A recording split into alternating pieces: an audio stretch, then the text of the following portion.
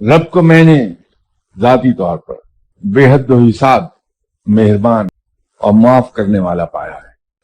تو قہار اور جبار کا تو کہیں میں نے ایک ہلکا سا شائبہ نہیں دیکھا اس میں۔ آپ صلی اللہ علیہ وسلم تو یہی رحمت للعالمین ایک خالق ہے، دوسرا باوجود اپنے تمام تر اعلیٰ ترین مقام کے